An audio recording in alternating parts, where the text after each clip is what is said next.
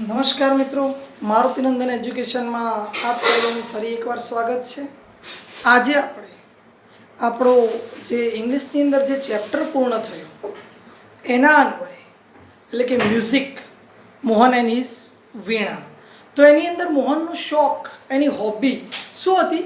Playing guitar, એ એની hobby હતી। અહીંયા આપણે એ પાઠ અંતર્ગત એક એસે ભણવા જઈ રહ્યા છીએ જે નું નામ માય હોબી છે। હવે મિત્રો, આ એસેની અંદર તમારે સૌએ તમારા પોતાના વિચારો એની અંદર રજૂ કરવાના રહેશે। એટલે કે પોતાના વિચારો વોકેબ્યુલરીને આધારે તમે તમારી જાતે એ વાક્યો શોધી અને માય હોબીનો એસે બનાવવાની કોશિશ કરશો। મેં તમને આજે માય હોબીનો એક એસે એનું પિક્ચર મોકલેલ છે અને એ એસે હું આજે ચલાવવાનો પણ છું।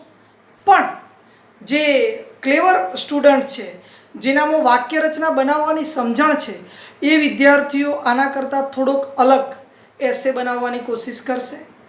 એના માટે થોડીક હિન્ટ તમને હું આપું। માય હોબી તો એવરી પીપલ લખવું હોય તો એવરી પીપલ લખી શકાય। Every people in the world living very busy life. અત્યારે હાલ દરેકે દરેક વ્યક્તિ એ ખૂબ જ વ્યસ્ત જિંદગી જીવી રહ્યો છે। સો તેથી we should a hobby in our life. આપણા જીવનમાં પણ હોબી હોવી જોઈએ। There are different type of hobbies in our surrounding, like playing games, reading, listening an old song, watching comedy programs। ત્યારબાદ આપણે કહી શકીએ collecting stamps, wandering in forest એટલે કે જંગલ વિસ્તારની અંદર ફરવું, એટસેટ્રા। આ દરેકે દરેક પ્રકારના અત્યારે હાલ હોબીઝ હોય છે। આઈ હેવ મેની હોબીઝ, મારા પણ ઘણા બધા શોખ છે, but my favourite hobbies collecting stamps. પણ આ બધામાં મારો પ્રિય શોખ, મારી પ્રિય હોબી, મારી પ્રિય શોખ તો શું છે? સ્ટેમ્પ એકત્રિત કરવાનો।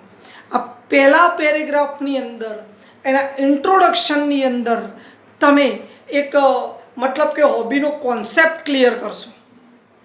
ત્યારબાદ જોઈએ આપણે એસેની અંદર કે અહીંયા આપેલું છે there are many kind of hobbies, ઘણા બધા પ્રકારના શોખ હોય છે। કલેક્શન કોઇન્સ, સિક્કા ભેગા કરવા, સ્ટેમ્પ્સ, ટિકિટો ભેગી કરવી, સિગ્નેચર, ઘણા હોય છે ને, ઓટોગ્રાફ આપો, જુદા જુદા ખેલાડીઓની ઓટોગ્રાફ હોય, ફિલ્મ સ્ટારોનો ઓટોગ્રાફ હોય, કોઈ ઉચ્ચ કક્ષાના નેતાનો ઓટોગ્રાફ હોય, વૈજ્ઞાનિકનો ઓટોગ્રાફ હોય, આપણા એડમાયર જે આપણા ટીચર હોય તો ઘણા લોકો વર્ષો સુધી પોતાના ટીચરની સિગ્નેચર સાચવીને રાખે છે। એન્ડ ફોટોગ્રાફી, ઘણા બધાને ફોટો કલેક્ટ કરવાનો શોખ હોય। આર સમ ઓફ ધેમ, આ તેમાંના કેટલાક છે। My hobby is collecting stamps, મારો પ્રિય શોખ અથવા મારી હોબી એ ટિકિટો ભેગી કરવાનું છે, સ્ટેમ્પ્સ ભેગા કરવાનું છે। I have collected stamp of many countries, મેં ઘણા બધા દેશોની ટિકિટો એટલે કે સ્ટેમ્પ્સ ભેગા કર્યા છે। I get this stamps from my friends and relatives, મને આ બધા સ્ટેમ્પ્સ એ મારા મિત્રો અને મારા સંબંધીઓ પાસેથી મળ્યા છે। I get sum stamp in exchange for my stamps, મેં મારા કેટલાક સ્ટેમ્પ્સ એક્સચેન્જ કર્યા છે, એટલે મારા સ્ટેમ્પ આપ્યા છે અને કોઈકના જુદા દેશના હતા તો એ સ્ટેમ્પ લીધા છે, એટલે કે એક્સચેન્જ, ફેરબદલી કરી છે સ્ટેમ્પ્સની। તો આ તમે બીજો ફકરો લખશો કે મારો ફેવરાઇટ હોબી કલેક્ટિંગ સ્ટેમ્પ્સ છે, મારી પાસે ઘણા બધા દેશોના અને ભારતના પણ સ્ટેમ્પ છે, મેં આ બધા સ્ટેમ્પ્સ મારા મિત્રો અને રિલેટિવ્સ પાસેથી ભેગા કર્યા છે, કેટલાક સ્ટેમ્પ્સની મેં ઇન એક્સચેન્જ એટલે કે ફેરબદલી પણ કરી છે। હવે જોઈએ એના ત્રીજા પેરેગ્રાફની અંદર. તો જુઓ મિત્રો, my uncle is in Australia. મારા કાકા એ ક્યાં છે? ઓસ્ટ્રેલિયા છે. હી સેન્ડ્સ મી મેની ફોરેન સ્ટેમ્પ્સ. એમણે મને ઘણા બધા વિદેશી સ્ટેમ્પ્સ મોકલી આપ્યા છે. આઈ keep it all my stamps very carefully. હું મારા આ દરેકે દરેક સ્ટેમ્પ્સ એ કાળજીપૂર્વક સાચવીને રાખું છું. I put them in an album. મેં આ દરેકે દરેક સ્ટેમ્પ્સ એ આલ્બમમાં ગોઠવીને મૂક્યો છે. જેમ આપણે ફોટા લગ્નના કે બર્થડે પાર્ટીના હોય તો એના આલ્બમની અંદર ગોઠવીએ છીએ. આ પ્રમાણે મેં મારા જે સ્ટેમ્પ્સ છે એ ફાટી ન જાય, વળી ન જાય, જૂના ન થાય એ માટે તેને મતલબ કે આલ્બમની અંદર સાચવીને રાખેલા છે. My hobby I put it them an album. મેં એને આલ્બમની અંદર ગોઠવેલા છે. I have 2 albums. મારી પાસે 2 આલ્બમ્સ છે. વન ફ્રોમ ઇન્ડિયન સ્ટેમ્પ્સ, એક એ ભારતીય સ્ટેમ્પ્સનો આલ્બમ છે, and the other for foreign stamps. અને બીજા છે એ ક્યાંના છે? ફોરેનના સ્ટેમ્પ્સ છે, એટલે કે વિદેશના સ્ટેમ્પ છે. My hobby keeps me busy in my leisure time. મારો આ શોખ મને વ્યસ્ત રાખે છે મારા નવરાશના સમયમાં. મારો આ શોખ મને મારા નવરાશના સમયમાં ખૂબ જ વ્યસ્ત રાખે છે. It gives me lot of general knowledge. તે મને ઘણું બધું બાહ્ય સામાન્ય જ્ઞાન આપે છે દરેકે દરેક વિષયનું. કેમ કે આપણે જોતા હશું સ્ટેમ્પ્સ એટલે ટિકિટ્સ ઉપર જુદા જુદા પ્રકારના ફોટા આવતા હશે. I learn about history. હું હિસ્ટ્રી વિશે સારી રીતે જાણું છું. And geography of different countries. જુદા જુદા દેશની મતલબ કે જે જ્યોગ્રાફી છે, જે ભૂગોળ છે એ પણ સારી રીતે જાણું છું. આઈ also learn about the great leaders of the world. હું પોતે શીખું પણ છું ગ્રેટ લીડર એટલે કે મહાન લીડરો વિશે. ઓફ ધ વર્લ્ડ એટલે કે દુનિયાના જે મહાન લીડરો છે એના વિશે પણ હું આના દ્વારા શીખું છું. મતલબ કે સ્ટેમ્પ્સની અંદર જે માહિતી આપી હોય છે એ માહિતીને આધારે મને ઘણું બધું શીખવા મળે છે. I also learn about the great leaders of the world. I also get information. મને ઘણી બધી માહિતી પણ મળે છે about different bird, animal and flower. જુદા જુદા પ્રકારના પક્ષીઓ, પ્રાણીઓ અને ફૂલો વિશેની. My all family members help me in my hobby. મારા કુટુંબીજનો, જે આમાં આપેલું નથી પણ આપણે વધારાના સેન્ટેન્સ ઉમેરવાના હોય તો એવું લખી શકીએ આપણે કે મારા ફેમિલી મેમ્બરો પણ મને કલેક્ટિંગ સ્ટેમ્પ એટલે કે સ્ટેમ્પ કલેક્ટ કરવાની અંદર મદદ કરે છે. My family members helps me to collect the stamps. બરાબર, મદદ કરે છે. My hobby not only I but my sister also join in this work. માત્ર હું જ નહીં પણ મારી નાની બહેન પણ આ કાર્યની સાથે જોડાયેલી છે. C કલેક્ટ્સ many stamps also. તેણીએ પણ ઘણા બધા સ્ટેમ્પ્સ કલેક્ટ કર્યા છે. વન ડે, એક દિવસ, our English teacher came to my home. એક દિવસ મારા અંગ્રેજીના ટીચર મારા ઘરે આવ્યા હતા. He show the stamps and he became very happy. તેમણે આ સ્ટેમ્પ કલેક્શન જોયું હતું, તે ખૂબ જ ખુશ થયા હતા. And he gave different type of stamps. તેમણે પણ મને જુદા જુદા પ્રકારના સ્ટેમ્પ્સ આપ્યા હતા. બરાબર. So my hobby, I like my hobby very much. And when I will become mature. જ્યારે હું પોતે મેચ્યોર થઈશ અથવા when I will become aged person I think, હું એવી આશા રાખું છું કે I collect many stamp, not only 1 or 2 countries, but I want to collect all the countries stamps. માત્ર હું એક બે દેશના નહીં પણ દુનિયાના મોટા ભાગના દેશોના સ્ટેમ્પ્સ કલેક્ટ કરવા માંગુ છું.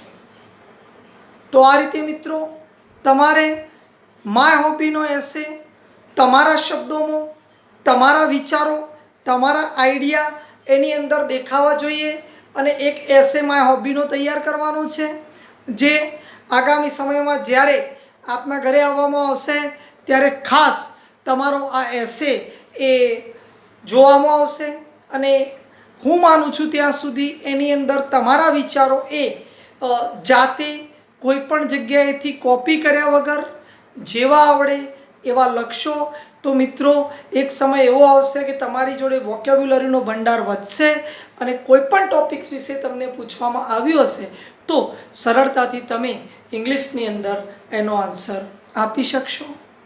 આવતીકાલથી આપણે પોએમ ફર્સ્ટ ઇંગ્લિશની અંદર ચલાવવાના છીએ, તો એના તમામ સ્પેલિંગ્સ એ તમે ખાસ તૈયાર રાખજો.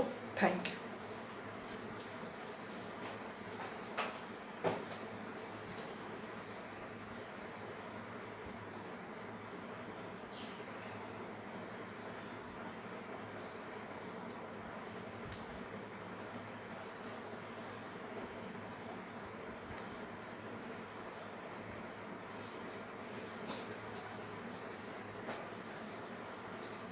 બીજું મિત્રો, આજે આપણે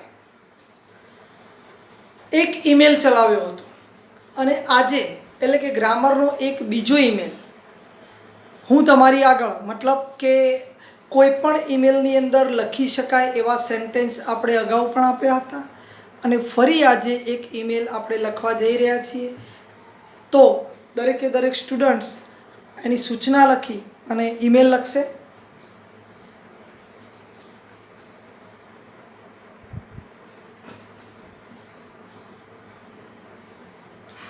તો મિત્રો ઈમેલ સૌપ્રથમ આપણે એની સૂચના જોઈશું.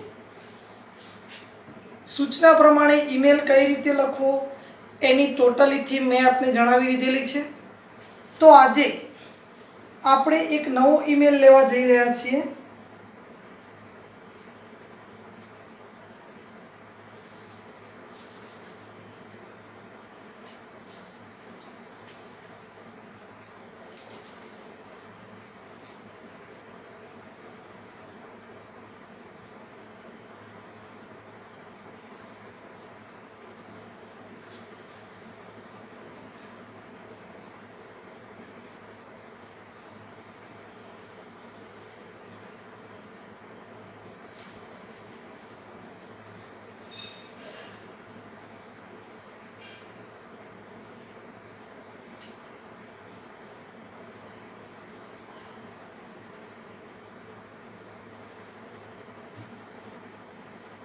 Advice to improve English. Advice to improve English. કે ઇંગ્લિશ ઇમ્પ્રૂવ કઈ રીતે કરવું, ઇંગ્લિશમાં સુધારો કઈ રીતે કરવો અથવા ઇંગ્લિશ કઈ રીતે શીખવું એ વિશેનો મેલ છે. તો જોઈએ આપણે. સીમા,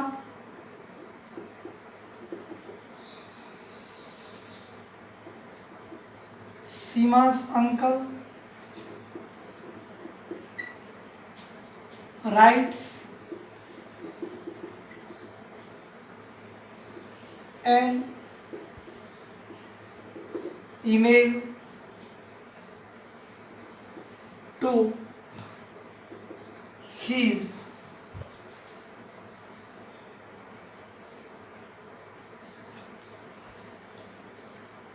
nephew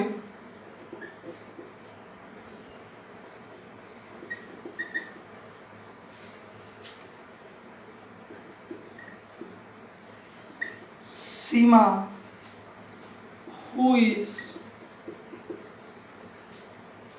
clever but weak in English.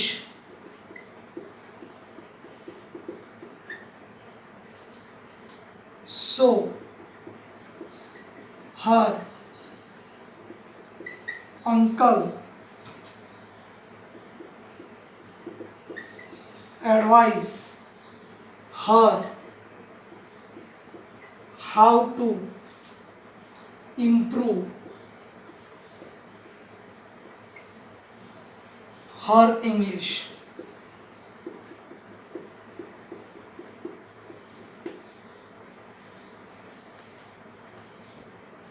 તો આ પ્રમાણે સૂચના છે મિત્રો. આની અંદર સીમાના કાકા સીમાને મેલ કરે છે, એટલે આપણા નિયમ પ્રમાણે આપણે પહેલા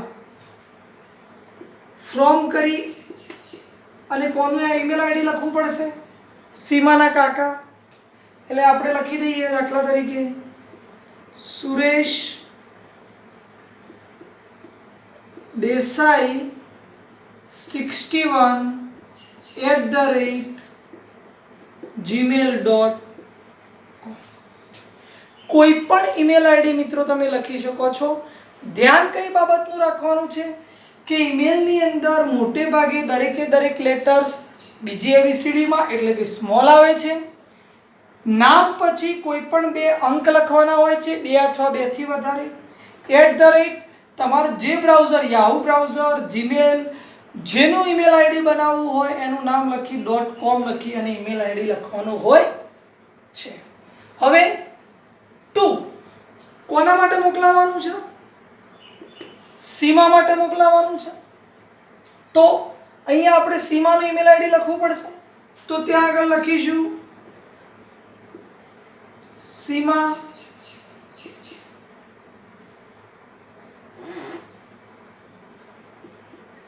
પટેલ 55@gmail.com.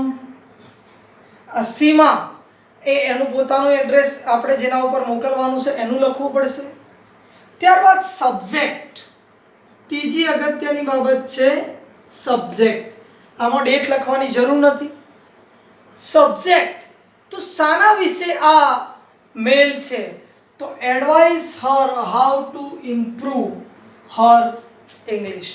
તો એની અંદર મિત્રો એડવાઇસ ટુ ઇમ્પ્રૂવ ઇંગ્લિશ એવું આપણે લખી શકીશું. એડવાઇસ ટુ ઇમ્પ્રૂવ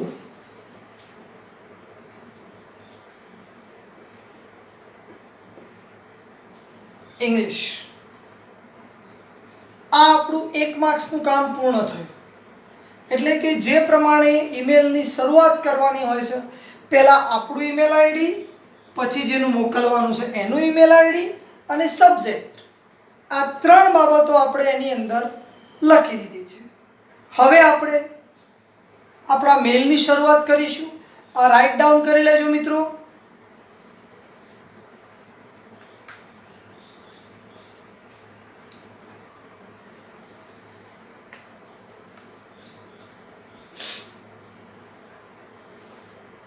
તો જોઈએ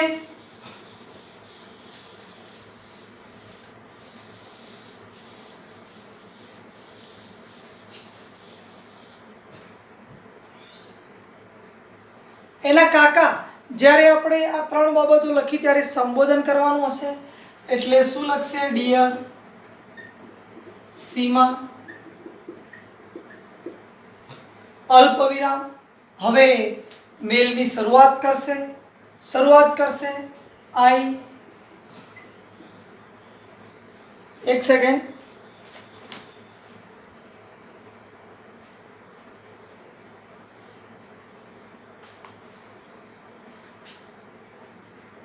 અહીંયા આપણે મોટા ભાગે કેવા વાક્યો ઈમેલની અંદર લખી શકીશું એવા થોડાક વાક્યોનું મેં સોર્ટિંગ કરેલું છે, એની ચર્ચા કરીએ. અગાઉ પણ તમને એવા વાક્યો આપ્યા હતા. ફરી એકવાર અહીંયા આપણે શરૂઆત કરીશું હાઉ આર યુ. તું કેમ છે? I am fine. હું અહીંયા મજામાં છું. And hope.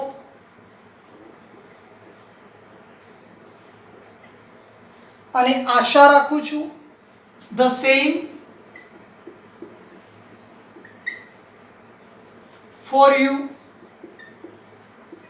તારા માટે પણ એવી જ આશા રાખું છું કે તું પણ મજામાં હોઈશ. I received your email.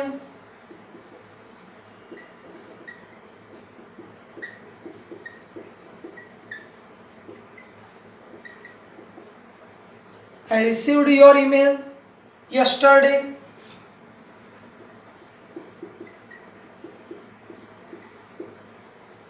એટલે કે ગઈકાલે મને તારો ઈમેલ મળ્યો હતો. એન્ડ નાઉ અને હવે આઈ એમ રાઇટિંગ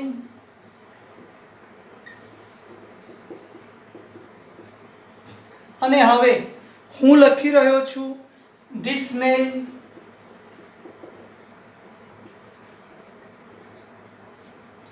આ mail to tell you about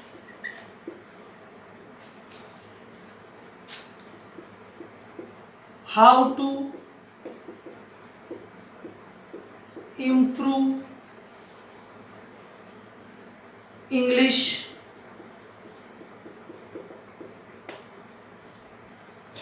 એક વાર ફરી સમજાવી દઉં મિત્રો. કોઈ પણ મેલ પૂછાય તો એની અંદર કેટલાક સર્વસામાન્ય વાક્યો હોય. આ મેં આજે સર્વસામાન્ય વાક્યો જ લયા. અબાઉટ સુધી એમનું એમ ખાલી માત્ર વિષય જ એની પાછળ જોઈન્ટ કર્યો. કોઈ પણ મેલ હોય સિવાય કે કમ્પ્લેન ના હોય, તમારા ટીચરને ના લખવાનો હોય, ફ્રેન્ડ યા કોઈ પણ રિલેટિવ્સને જ્યારે તમારો મેલ લખવાનો થશે તો તમે એની અંદર લખી શકો હાઉ આર યુ, તમે કેમ છો. આઈ એમ ફાઇન, હું પોતે ફાઇન છું. એન્ડ હોપ, અને આશા રાખું છું ધ સેમ ફોર યુ, એટલે કે એવી સેમ ફોર યુ, તમારા માટે પણ એવી જ આશા રાખું છું કે તમે પોતે મજામાં હશો. આઈ રિસીવડ યોર ઈમેલ યસ્ટરડે, મને ગઈકાલે તારો મેલ મળ્યો હતો. એન્ડ નાઉ, અને હવે I am writing this mail to tell you, હવે હું મેલ લખી રહ્યો છું તને કહેવા માટે. અબાઉટ એટલે ના વિશે. શાના વિશે કહેવા માટે મેલ લખી રહ્યો છું? હાઉ ટુ ઇમ્પ્રૂવ ઇંગ્લિશ, ઇંગ્લિશમાં સુધારો કઈ રીતે કરવો. અહીંયા મિત્રો એટલા માટે મેં અંડરલાઈન કરી છે. આમાં તમે જે સબ્જેક્ટ આપ્યો હોય લખી શકો છો. આ દરેકે દરેક મોટા ભાગના મેલની અંદર આ 4 લીટી એમની એમ તમે લખી શકો છો. એટલે આ એક ફોર્મ્યુલા છે મેલ લખવાનું. ત્યારબાદ આપણું જે ઇંગ્લિશ ઇમ્પ્રુવમેન્ટ કરવા માટેની બાબત છે કે કોઈ પણ મેલ તમારા પરીક્ષાની અંદર પૂછાય તો એના વિશે 3-4 વાક્યો તમારે લખવાના રહેશે. તો અહીંયા આપણે લખી શકીશું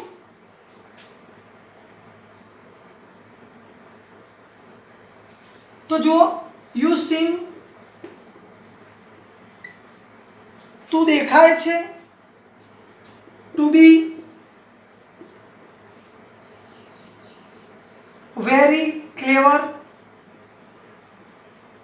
તું ખૂબ જ હોશિયાર દેખાય છે. બટ પણ વીક ઇન ઇંગ્લિશ, ઇંગ્લિશની અંદર ખૂબ જ નબળી છે. યુ મસ્ટ રીડ, સલાહ આપે છે. You must read the lessons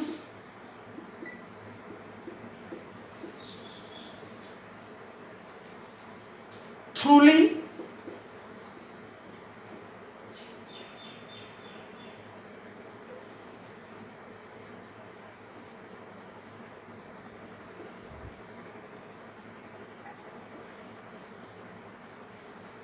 sorry, રફલી લખેલું છે.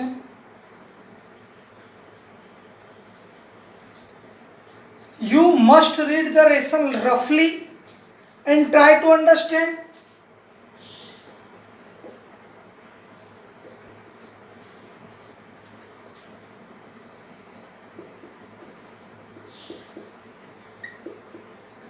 and try to understand and comprehend the whole lesson and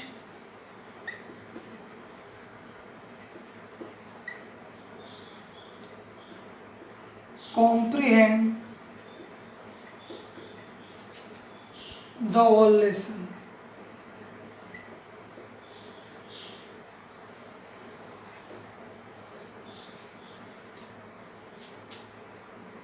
Try to remember the meanings of the hard works. Try to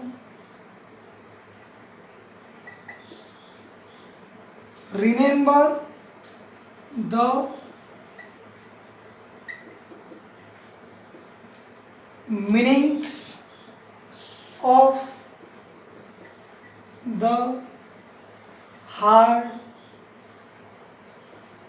words. નીચે આપણે લખી દઈશું yours lovingly લખવું હોય તો yours lovingly. શું નામ લખ્યું હતું આપણે શરૂઆતની અંદર? સુરેશ. યસ, તો સુરેશ. હવે મિત્રો કહું તમને કે સેકન્ડ પેરેગ્રાફની અંદર આપણે શું લખ્યું, તો એની અંદર એ પ્રમાણે લખ્યું છે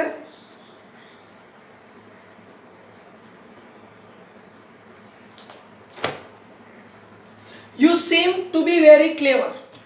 તું ખૂબ જ હોશિયાર દેખાય છે. બટ વીક ઇન ઇંગ્લિશ, પણ ઇંગ્લિશની અંદર થોડીક ઢીલી છે, વીક છે, પુઅર છે. You must read the lesson રફલી. તારે દરેકે દરેક લેસન રફલી વાંચવો જોઈએ, એટલે કે સડસડાટ વાંચવો જોઈએ. And try to understand and comprehend, એટલે કે સમજવાનો અને કોમ્પ્રિહેન્ડ એટલે મનની અંદર યાદ રાખવાનો પ્રયત્ન કરવો જોઈએ. ધ હોલ લેસન, આખે આખો પાઠ મનની અંદર યાદ રાખવાનો અને સમજવાની કોશિશ કરવી જોઈએ. Try to remember the meaning of the hard work, એટલે કે જે અઘરા શબ્દો છે એના મિનિંગ્સ એટલે કે એનો અર્થ તારે યાદ રાખવાનો પ્રયત્ન કરવો જોઈએ. તો આ મિત્રો આપણો થઈ ગયો ઈમેલ. નીચે લખી દીધું યોર્સ લવિંગલી તારા પ્રેમાળ સુરેશ, અથવા યોર્સ લવિંગલી સુરેશ. અંકલ લખવું હોય તો આપણે લખી શકીએ, તો આપણે લખીશું અંકલ. એની અંદર આપણે ટેક કેર એવો શબ્દ લખી શકીએ. થેન્ક યુ, ટેક કેર, આ બે શબ્દો આપણે એની અંદર ઉમેરવા હોય તો જેમ પહેલા ઈમેલની અંદર ઉમેર્યા હતા એ પ્રમાણે ઉમેરી શકીએ. તો આ રીતે મિત્રો તમારે એસેની સાથે સાથે ઈમેલની પણ તૈયારી કરવાની રહેશે. આ રાઇટ ડાઉન કરી લેજો જે આપણે સેકન્ડ ઈમેલ પૂર્ણ કરેલ છે. Thank you.